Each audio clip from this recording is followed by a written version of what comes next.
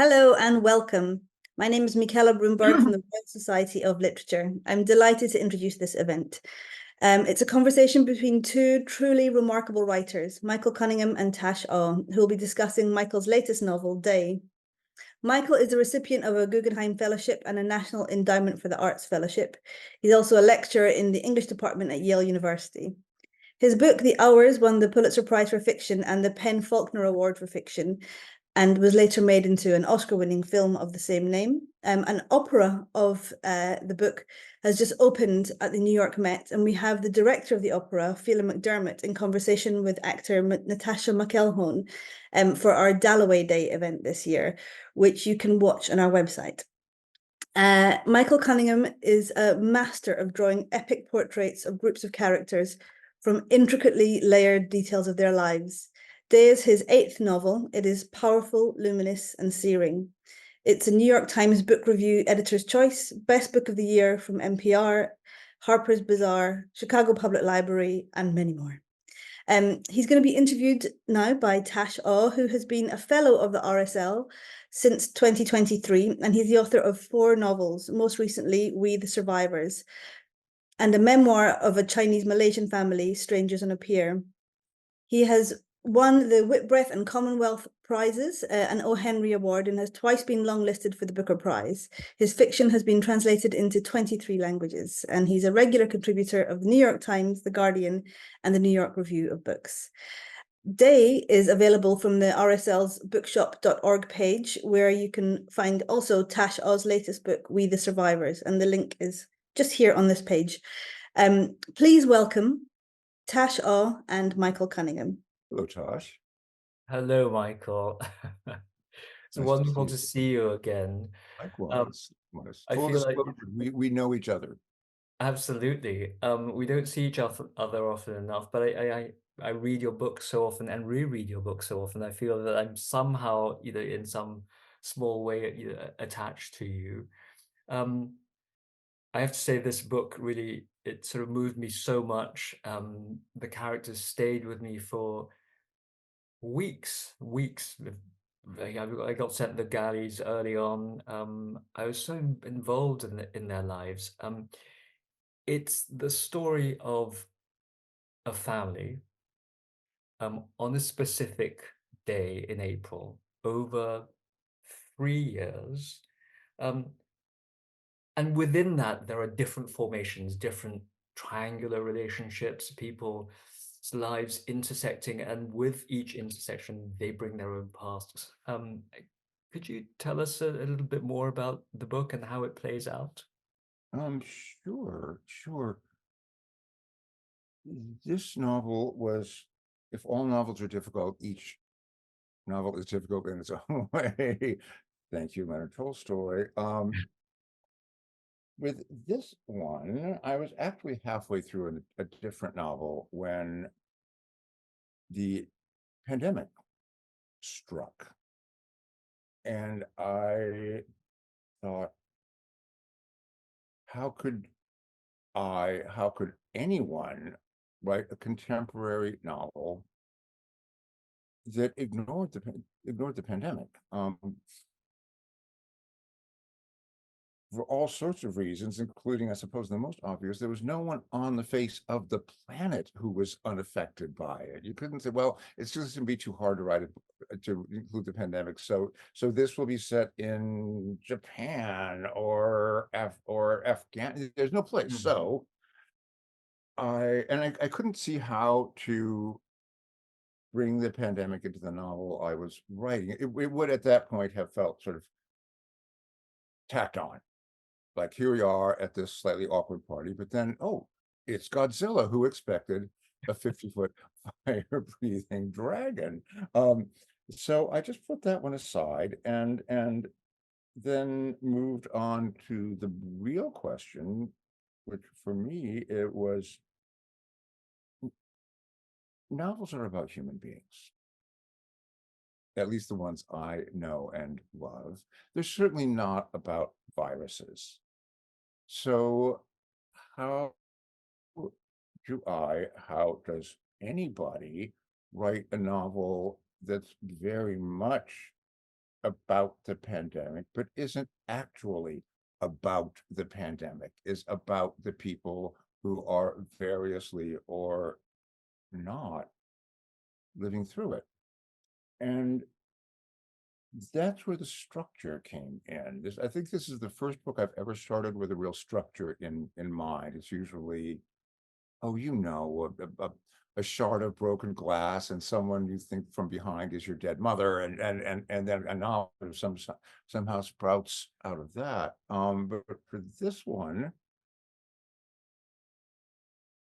as you described, it is it's a single day in the life of this body of characters, divided into morning, afternoon, and evening. But morning takes place the year before the pandemic. Afternoon takes place at the height of the pandemic, and evening takes place in whatever we're in now. I can't call it the post-pandemic, but it was a funny way for me to go about writing a novel. I don't know how it works for you, but I certainly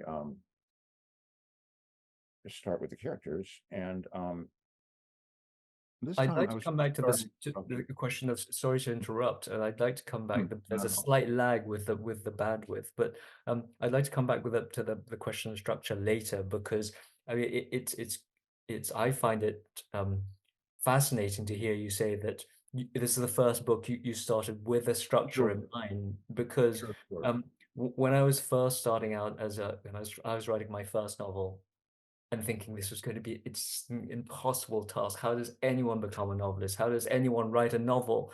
And the novel I was writing, which turned out to be my first novel, was something with a kind of a structure across time. And it was exactly the time when The Hours was published. And it seemed to me, come back to structure, because I think that's very interesting novel to think about for anyone, for all the writers here who are thinking about structure. It seemed to me when I read that book that no other contemporary novel could have been put together so perfectly as a structure. And it seemed to me that everything was predestined in that book. So we'll come back to talk about your techniques here, but I still would like to sort of these fascinating characters who, on the face of it, they lead ordinary lives in Brooklyn. And yet something really Tolstoyan is happening to them. That there's a scope and expanse to their lives, and also a depth. Tell us about what it opened in a house in Brooklyn. Yes. Yeah. And it Yeah. I think I went on a bit about structure because it is the first time I have sort of had a book in mind and then cast it with characters. Right. And you don't want to be too specific in your own mind about who it is you're looking for to populate a novel. Right. But I did sort of imagine these people are going to be, for the middle third of the book, these people are going to be trapped in a house together. So I sort of imagined the house. It's a brownstone in Brooklyn because it's set in New York. There's always a real estate squeeze. So there needed to be something sort of pressuring them. Well, first to get out, but then when they can't get out, sort of putting them in more proximity than any of them is comfortable with. And then, well, I'd love to hear how this works for you. Then they just sort of start to arrive somehow. You start to imagine somebody in whom you are interested, and you go on from there. I think then this will be the last of whatever element of calculation went into it. It seemed that these people should be enmeshed in their own personal dramas that would be very real to them, but not so enormous as to sort of seem like I was trying to counterbalance the pandemic. So, you know, no one has committed a murder, no one is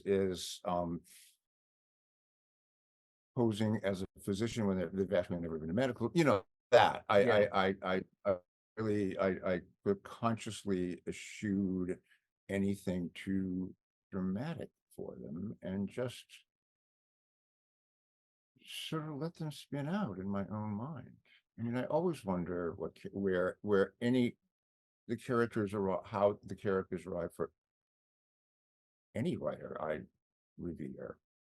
Would you be willing to talk about that? I know we're supposed to Well, talk about. I think, I think every writer has their own process, but it does seem to me that one of the things that strikes me about your work in this novel, as in all of them, is that it's precisely that nothing dramatic, nothing violent, nothing all-encompassing happens, except we do have a sense through the kind of the everyday changes of their lives, the vicissitudes of their lives, that things are actually quite momentous things that are happening. So, Yeah. So it happens. It's really, and that a lot of that's to do with the quality of your observation. We'll talk about later on. But so in this brownstone, Dan and Isabel, they're married. They have been married for some time.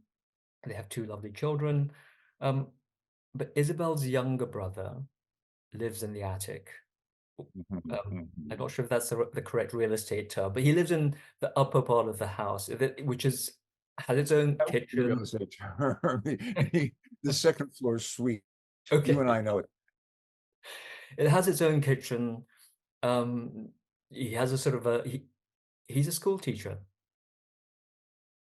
Yeah, and he's yeah. struggling with these essays, and Isabel has just told him he needs to go. He needs to leave. He needs to find his own, and he gets paid $60,000 a year, which we understand in New York terms is really nothing. I mean, it sounds a lot to the rest of the world, but A fortune to 99.9% of the world. Yeah. So he has to leave, and so he's caught in this in-between space. And Isabel's husband, Dan, is he doesn't really, at this point when the book opens, he doesn't really he's writing music. He's a sort of kind of musician, but he's also in an in-between space. And Isabel, she has a successful career. And they're both trying to negotiate their relationship, she and Dan, with Robbie. Tell us a bit about both their relationships with Robbie. Absolutely, absolutely. Well, this will sound a little more intentional than the actual experience was, but I'm always interested in triangles. Yeah, I know. And Well, everyone who's read your books will know. as you move up from 1 through 2 to 3, 3 is the first really interesting number. Two things, I'm going to use props here. Two things, it's a water glass and my phone can only be in direct line with one another. I could send the phone to you in France and you could still draw a line from the glass to the phone. You add a third element and suddenly the combinations are infinitely various. What's going on with Dan and Robbie and Isabel is that's another thing I'm just sort of basically interested in, which is what I will call the good enough marriage, which I just feel is much more prevalent in our lives than it is in the books we write and read. Marriages tend to be either happy or more often disastrously wrong. But what about the marriage that's kind of okay? it's not bad enough for you to justify leaving, and yet it's hard to imagine that this is your life. And that is certainly what Isabel is struggling with. What's the matter with me? Look at all I've got. How could I possibly not be happy? And And she then goes through the inventory of that one day when she's on the subway. She's crying, and I love that scene. It's sort of, we've all been on that, in that scene. Either we're the ones who's crying, right, or right, we're observing someone else who's crying. yeah, And it felt so real. And she's going through the inventory of her life, of her marriage. She has a great husband, she has great kids, but why is she still something's missing? Robbie, who is Isabel's younger brother, is living in the second floor suite, which raises the value of the property by at least $100,000. As Isabel's and Dan's marriage is not exactly coming apart, but not coming together either, they are both, each in their own way, in love with Robbie, who strikes them as the better mate. It's not going to work out for Isabel because he's her brother. And it's not going to work out for Dan because he's not gay. One of the things that seems important to me at this point in history, when there's a gay character in the mix, is Robbie and Dan love each other, but I didn't want Robbie to be like in love with Dan. I didn't want him to be upstairs in the upstairs suite, sort of having impure thoughts about Dan. And this is something we also, of course, write what we know from our lives. I have intimate friendships with other men that are not erotic, except to the degree that every intimacy is kind of right. But you know what I Yeah, mean. no, absolutely. It's in no way about me trying to get into their pants. And that is just another one of those human phenomena that I see more in life than I do in books. So I'm trying to put it into some books. Maybe is that because maybe it's just much more difficult to achieve in books than it is in real life. I mean, how do you render that in a book? I mean, I think the way you do it is, I think, one of the distinguishing qualities of your writing is the in-between space. Yeah. It's the in-between space in the relationship, but also, the in-between spaces in settings, in the way people interact with each other. There's a very memorable scene in the book where Dan and Isabel have, at this point, they've also gone away to a house, an isolated house in the countryside, and they're talking about what's happening to us, what is happening to us, and they can't really, as you say, they're not about to divorce, they're not about to get together. I mean, they're trying to work it out, and basically it ends up with being a discussion over, do we have the chicken or do we have the haddock tonight? Which is a very in-betweeny kind of conversation to have, because when you can't talk about whether your relationship is imploding or you really need to get together again, you talk about other things, and it's that in-betweenness that I find fascinating about your work. Yeah. I mean, that is very much part and parcel of this very human, not quite this, not quite that state. Should we have the chicken or the halibut? I feel certainly hasn't. Everything hasn't underlayer, but it's also about their sort of insisting on talking about the prosaic because they can't begin to talk about the real thing. It's too crushing. It's too, they can't make sense of it. And the triangular relationship reminds me of Bobby, Jonathan, and Claire in Home at the End of the World.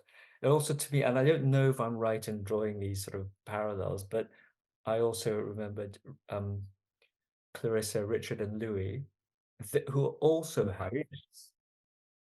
Um, Yeah. Yes, I seem to, it's funny, you have to, in my experience, you have to write a certain number of books before you begin to realize that you have certain predilections and fixations. At the start, if someone had said to me, do you imagine to spend much of your life dividing your novels into three parts and focusing often on male friendships? I was like, I don't know. But however many, 6 or 7 books later, there you are. And well, at the risk of ever so slightly repeating myself, when I was talking just a minute ago about friendships between straight men and gay men, I think that's slightly miniaturizing. I don't feel Gay like men and women, gay which men and women, men and men. We expect women to have intimate friendships. We don't really expect men to. And yet men do. Some of us do. So, I mean, I think if somebody, maybe between Morrison said, well, you're always trying to write the missing book, with which I agree. I feel like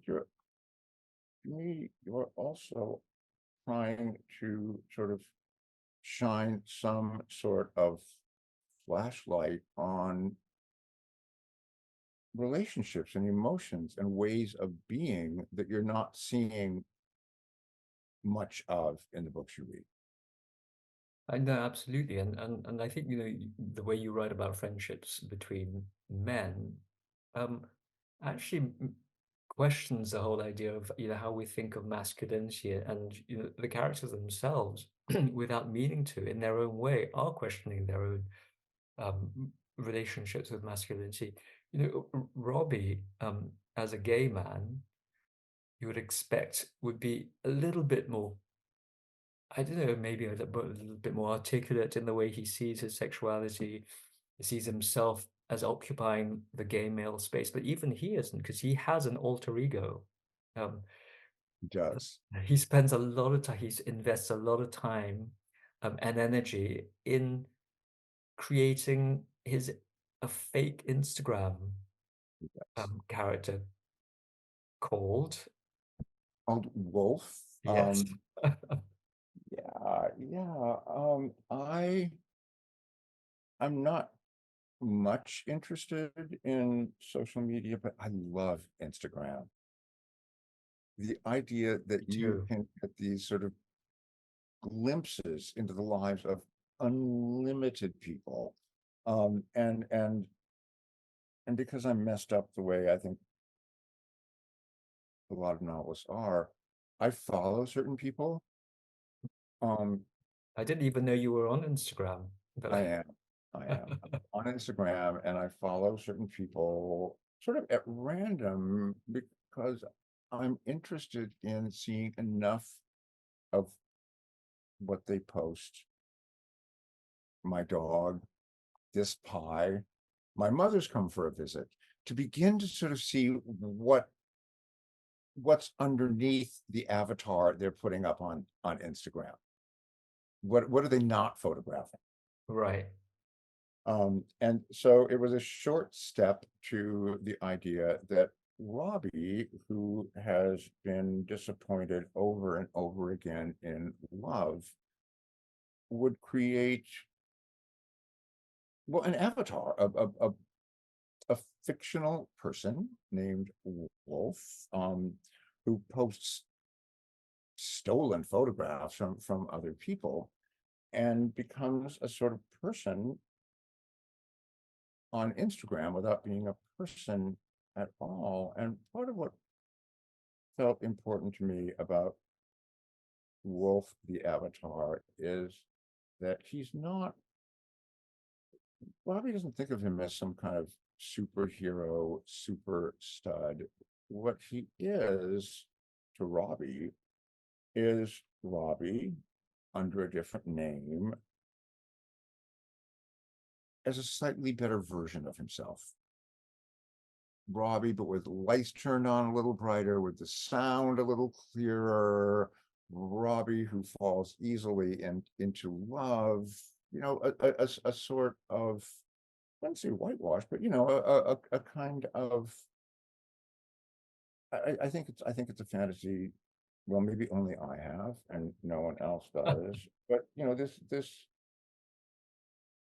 sort of parallel, invisible life in which you are just a little better at what you do than you're able to be. But I think that's the joy of it to me. I'm very little on I'm not at all on social media, but I am on Instagram, and like you, just the fascination is in seeing how the curated version of people's lives is really what they would like to be. So it actually just takes that much more. I mean, that little bit more effort, which seems like nothing, and is entirely achievable on Instagram, but somehow totally impossible in real life. Yes, exactly. Those houses, into their vacations, their parents, the whole thing.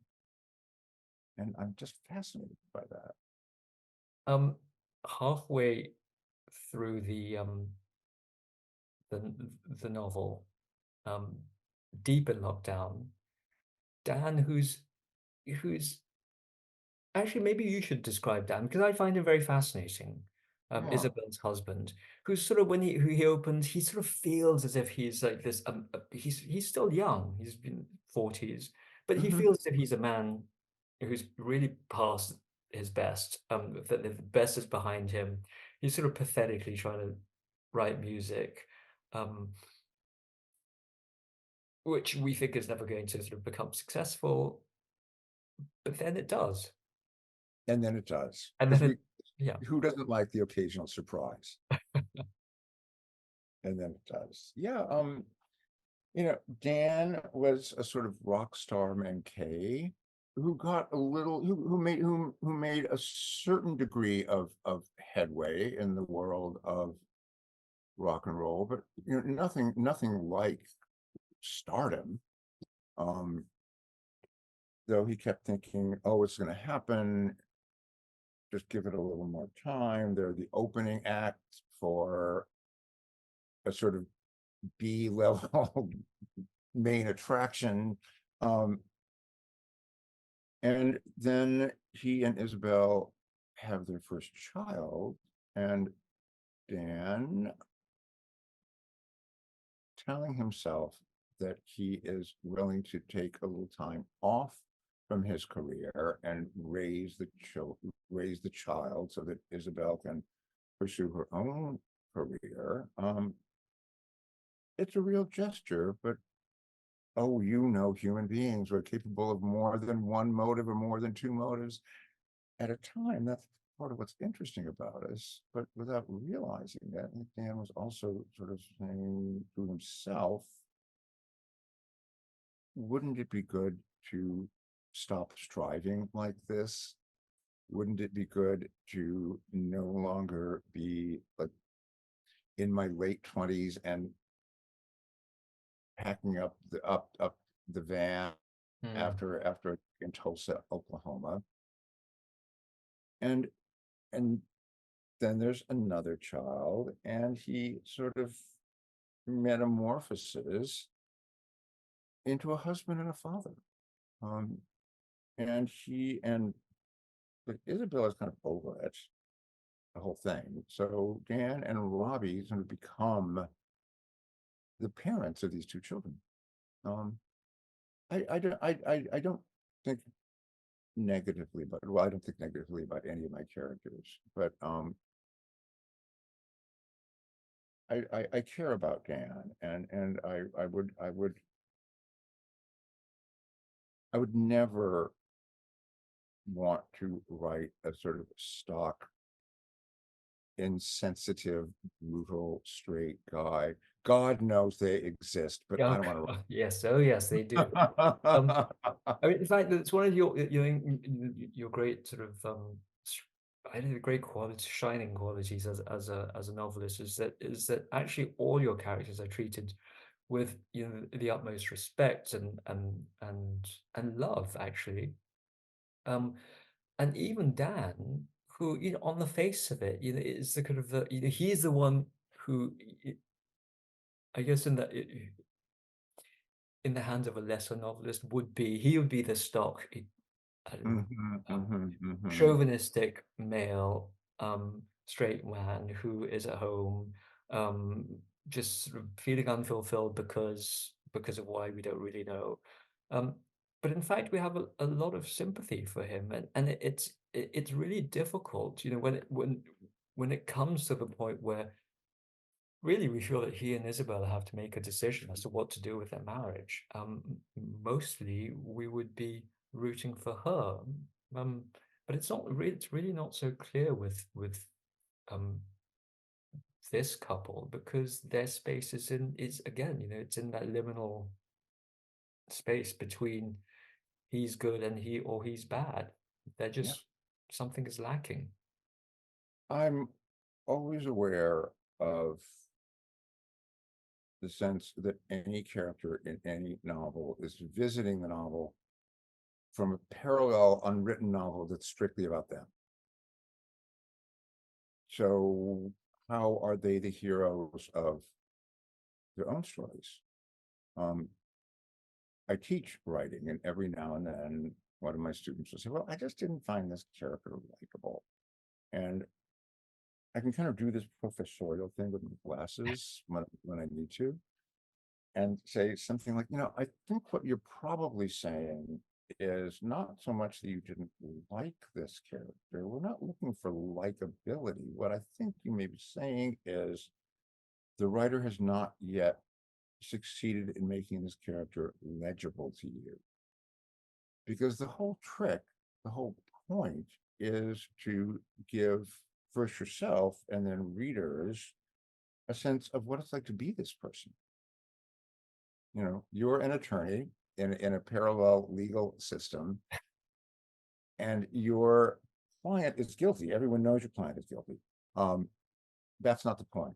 What you have to do is convince the jury that the crime your client committed was simply inevitable, part of their nature, part of their circumstances, and that's how you get them off.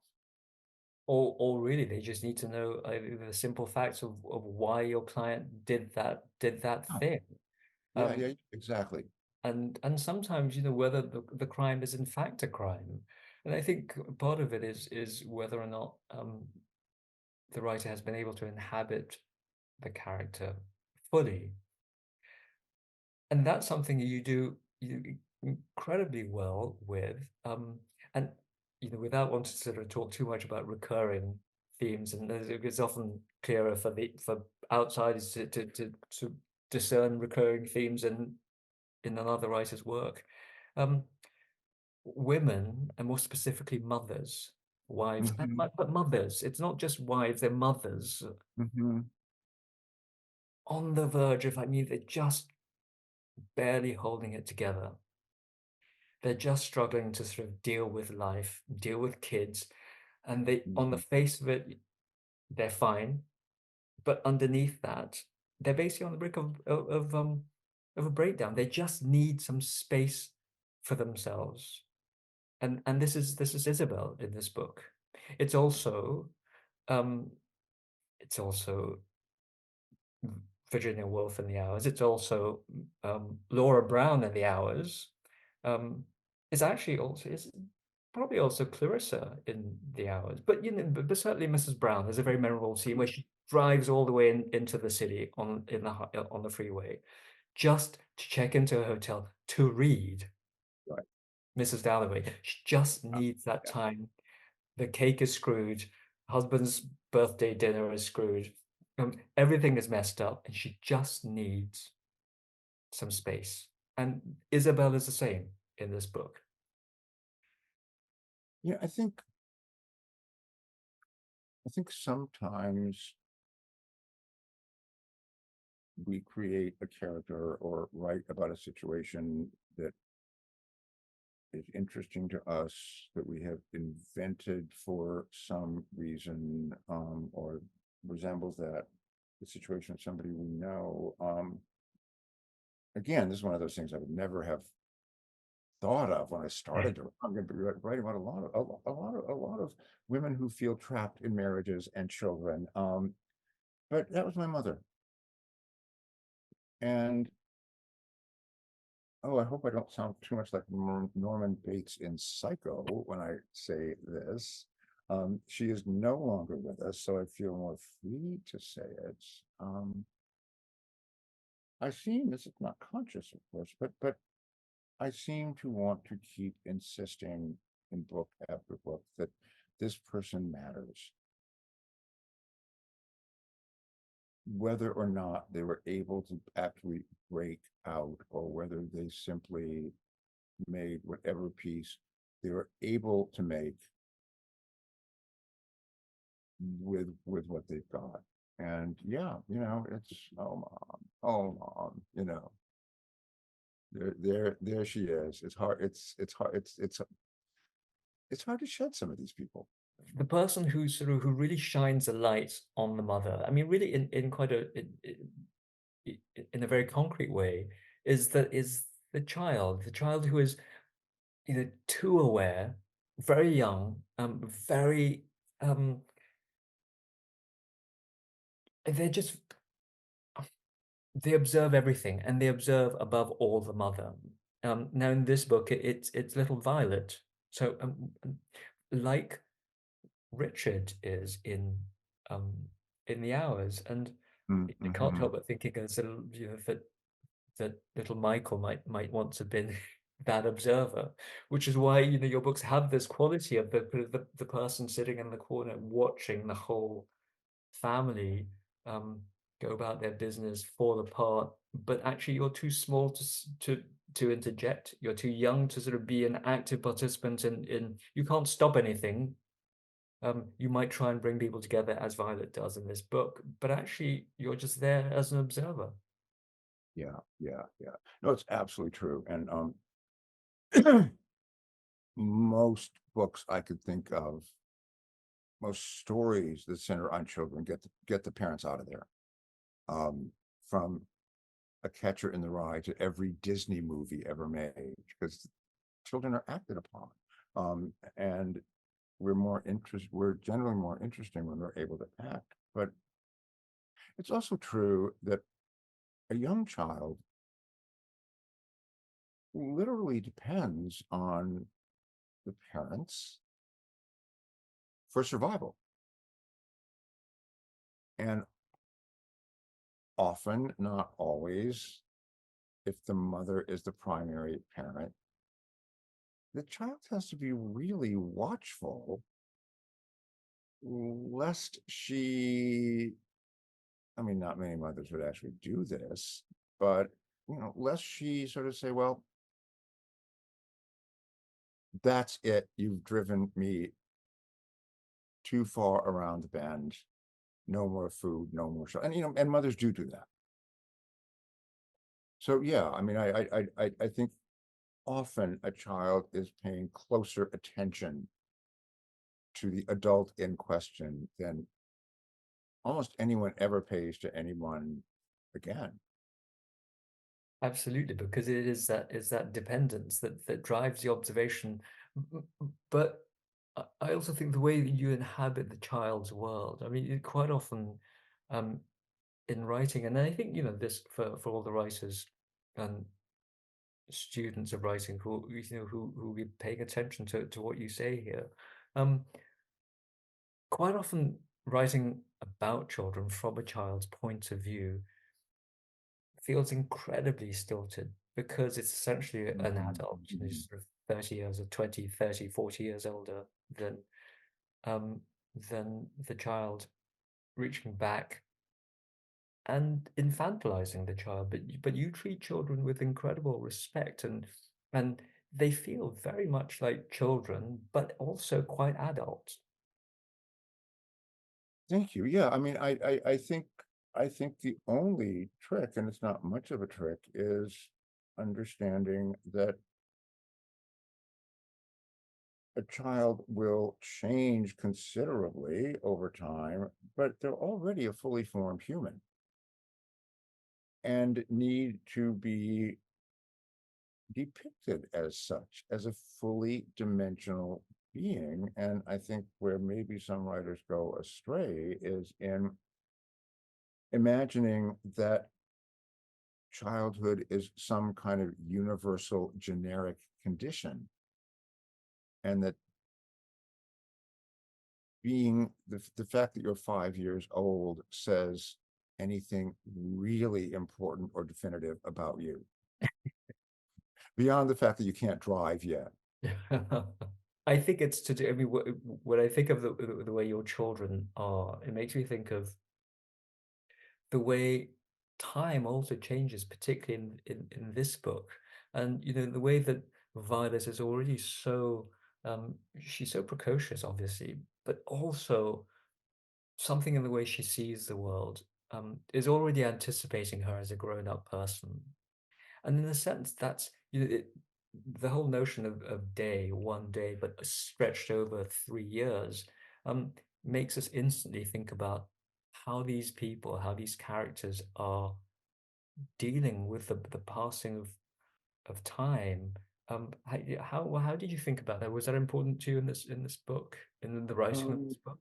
yeah. I mean, well, for one thing, I think narrative for the most part is nailed to time, not necessarily chronological, but I don't know how to tell a story outside of time and sequence. You could probably give just about any novel to anyone and say, I hope you like this book. It's about the effects of the passage of time. I mean, I can't think of a book that isn't to some degree or another about that. And I'm always interested in what any writer cut out of the book I'm reading, because I suspect we all feel this way. The finished book is the finished book, but it's also surrounded by this sort of nimbus of the other versions of it Hmm. that could just as I do feel like a book is finally finished and that I just don't know what to do with it anymore. But I don't feel like, oh, this is the only way it could possibly be. And one of the things that's not in the book were these little flash forwards to Violet and Nathan when they're adults, with some sense, subtle, I'd like to think, of what in their childhood has turned out to matter and what had turned out not to matter. And it's inevitably at odds with what the parents think is traumatizing and what the parents think was just nothing. That's so fascinating to me because I really felt that in the reading of it, and it always reminded me of what Hemingway used to say about when you read a book, I mean, what you feel most strongly is what's been taken out of it, and in this case, it's not so much what's been taken out, but actually, the story that is suggested Yeah, by the life not yet led. I agree entirely. That this is slightly a little bit mysterious, but yeah. As Hemingway says that I think of it as a kind of pentimento effect, where somebody has painted over an existing painting, and over time, some of the images from the old painting begin to bleed up through the new painting. And I think some of that happens with the things you write and then remove, that they leave a little buzz behind. Do you also think it in some ways, without wanting to be too crass about this, but I find as I grow older as a writer, personal urge, whatever urgency I find in personal life, um, even though I'm not conscious of it, works its way onto the page and works its way into my characters. And I realized the other day that that I am now exactly the same age as Mrs. Dalloway. Um, and and people always say how as you grow older, time accelerates, which is it's just true. But there's also a sense in which the acceleration strangely causes time to slow down. I can't remember exactly what the sentence is, where Mrs. Dalloway just broken into her 52nd year, but yet months and months of it was still remained. And that's that sense, that tension in your work, and in this book in particular, that you say, Isabel, Robbie, they feel time's ticking, and yet, You do. and yet, the feeling, the ambiance of the book is one of time staying still. It's one day, and before Mhm, we know it, 3 years passed. Well, that is one of the reasons that I so love Virginia Woolf, is her insistence that as a writer, she could slow time down a little bit. She couldn't stop it and didn't want to, but she could stay longer in the moment than it's A possible. whole novel in that one moment in June. Yeah, yeah. Lifeline in this moment of June. Yeah. And I also, and I think I hope this has had some influence on me. Before I read, well, Mrs. Dalloway was the first book of Woolf's that I read. Every book I'd read that was rightly considered a great book was possessed of this enormous scope and scale, and they covered decades and generations and war and peace and all those things, which are Great sweep of history. yeah. And then here was Virginia Woolf saying, essentially, I think with her novels, well, yeah, you can look up at the constellations and the movement of planets, and that is profound and real. But you can also turn away from the telescope into the microscope and look at the of subatomic particles, which are every bit as mysterious and complex and revelatory as the stars. And that just, I don't know, that just got me. It's held me in its grip ever since.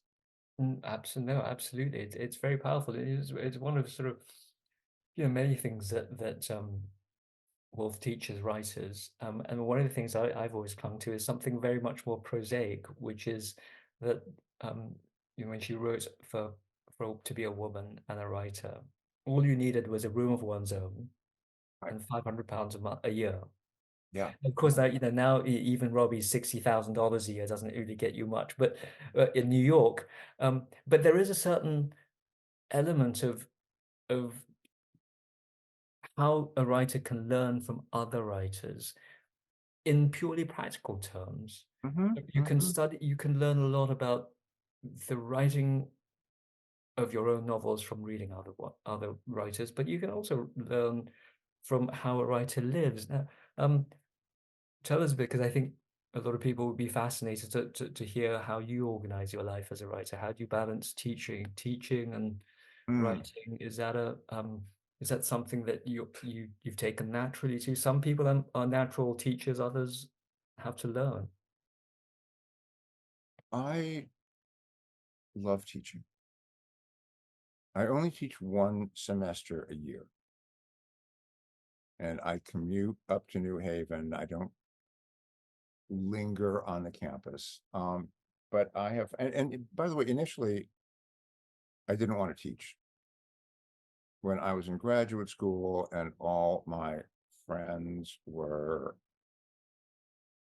desperately hoping to get these terrible jobs, teaching freshman comp at some Arctic junior college, and and really hoping they would get them. I just thought I would rather go to New York and dance on a bar, which was less humiliating, much more profitable. I couldn't even get up on the bar anymore, but I was determined not to follow that particular route. I was just, even if I was lucky to get one of those terrible jobs, I feel, well, then you get a less terrible job and a less terrible one, but you kind of live on or near a campus, and your life is teaching, and the next thing you know, you're writing a campus novel. So I held out for a long time, but then I got invited, not to Yale, to Columbia. I thought, I'll give it a try. And to my surprise, spending a couple of hours a week in a seminar room with intelligent young people, doing my best to talk about how writing fiction works, being ever mindful of the fact that there's no one way that it does work. So, I have to be I feel compelled to be, on one hand, this is what I want, specific without being overly specific, without saying this is, I had a writing teacher once who gave us a list of things you must never put into a story, like wind chimes, full moons. And so naturally I wrote a story with all those things in it. Yes. And it wasn't that bad. It wasn't good. But anyway, yeah, short answer is I love it. I feel enriched by it. I love spending about 3 months a year really thinking about not so much how writing works as how to talk to each new body of students about how it works, and how to over time zero in on each student and try to figure out, okay, what's getting in your way.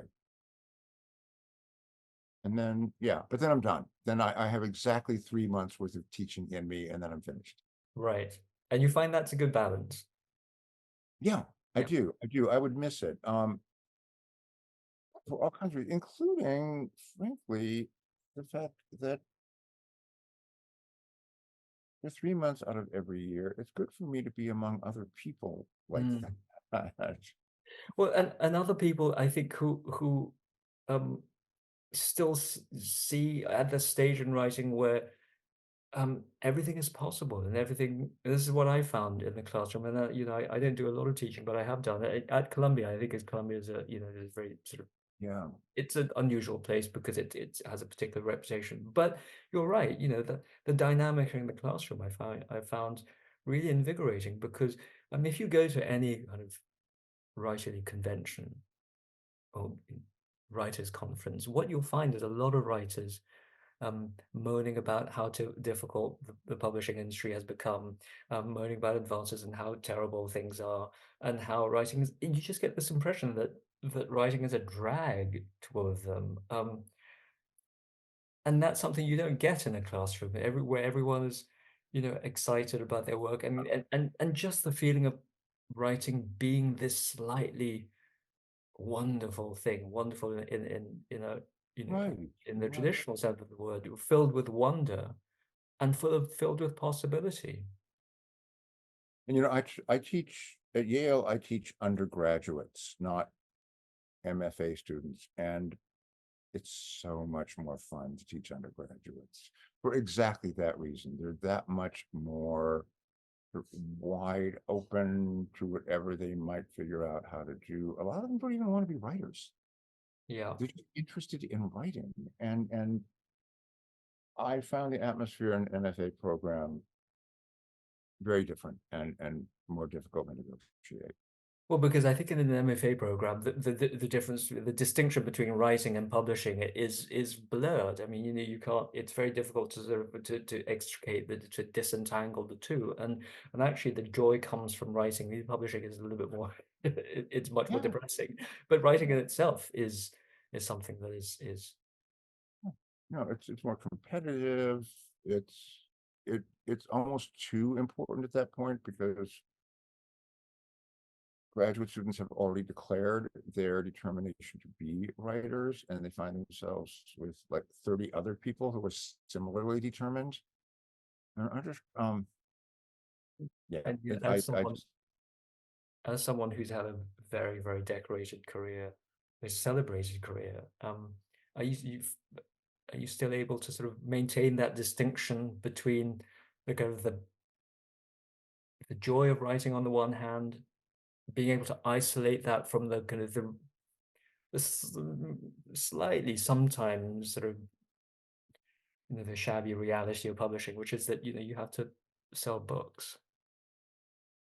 I mean, I